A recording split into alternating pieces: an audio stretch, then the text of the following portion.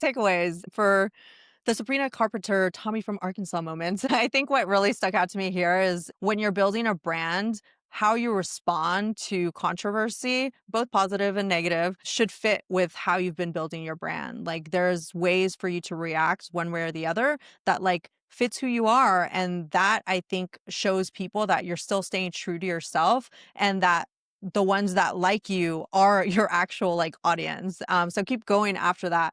I think the second thing here is that it's okay to not be for everybody. Like, Mhm. especially when you're small, like, and you're still kind of growing, you're showing people who you are for them to then come find you and like you for what you're creating for them. And then as you grow, you can kind of start to think about that differently. But for the most part, you'll still be like who you are and your brand is still going to stay the same. You're just going to be showing more people and that's who you're gonna be bringing in, but they'll still be your target audience.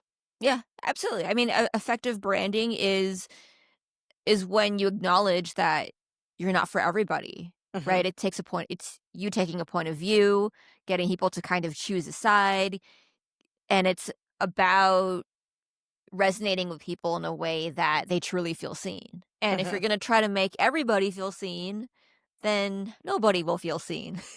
Yep. What is that the phrase about if you're gonna be for everybody, you're gonna be for nobody, Yeah, basically. exactly. Exactly. And then for YouTube and their new hype feature, the interesting thing to me is it's just another layer in how the YouTube algorithm will serve up content to us. So I'm curious to see how that will be, how that goes. It'll be interesting to see how this evolves from free to pay to play. Yeah. Yeah, I think for me, I like that they're focusing on getting smaller creators more traction and like more attention. And I think it's smart to approach it in the way that gets people to want to help the creators that they love. And I think if they can keep that aspect to it, it'll continue being good.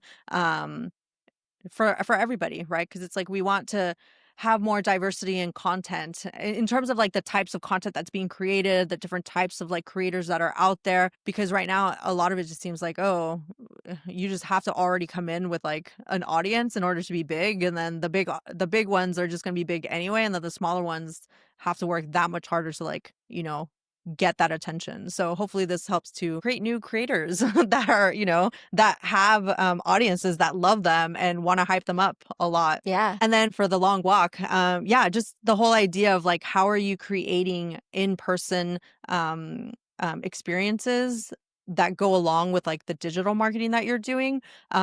Because it really seems as if people want to participate in things, especially unique things. FOMO is still like a really big way that you can like attract people to, what you're building. So how are you kind of including those in-person elements to get people to participate with other people that want to do the same thing that they're doing, like watch the movie here, or like we talked about last week with like going out for the Mamdani campaign for the scavenger hunt, going to the K-pop, event, like all those things are just showing that people want to be in-person events. So just kind of figure out how to do that like makes sense for like what you're promoting. Yeah. Yeah. And I think also just bearing in mind that we are still in this post pandemic era Hmm. where people are hungry for fun, unique experiences.